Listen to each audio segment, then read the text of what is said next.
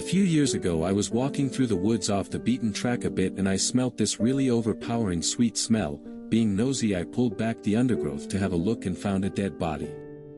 The guy had clearly been there a while and wasn't looking great, all swollen and green and black with various runny bits. The local wildlife had also been dining well for a few days.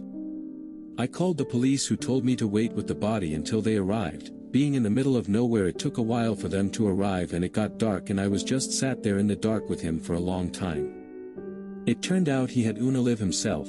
For a long time afterwards I had dreams about him and he would talk to me in not nice things, mainly about how he was angry I had disturbed his resting place and he wanted me to Unalive myself, probably just my imagination but all pretty disturbing at the time. He still turns up in my dreams from time to time and no doubt will be tonight after typing this.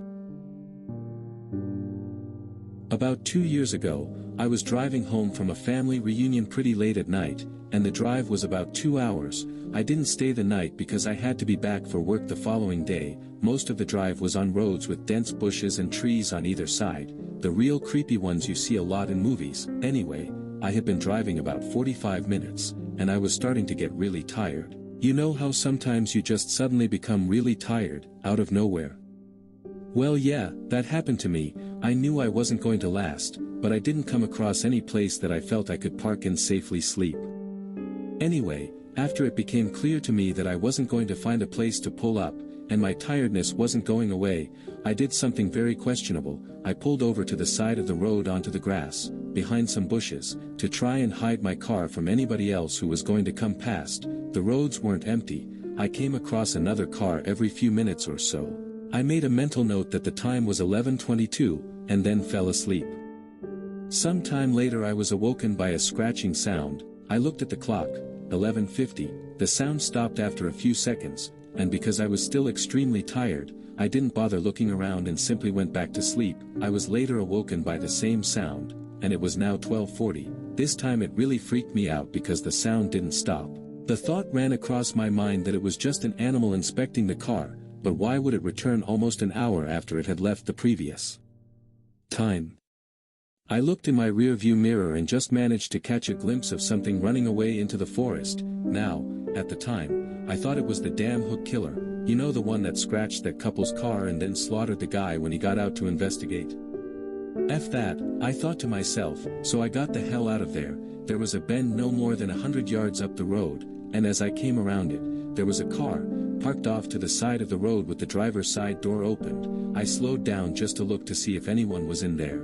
There wasn't. Then I looked in my rear-view mirror.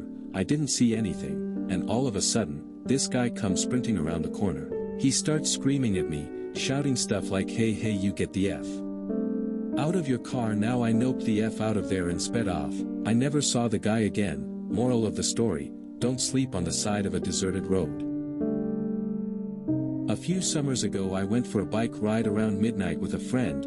We went our separate ways at the end of the evening and I had about 2 blocks to ride back by myself. Because of construction I had to ride on the sidewalk, but the streets were dead. But it wasn't a problem until right where I was about to turn left onto my street, there was this man walking by himself, maybe 40s, a little scruffy but not homeless.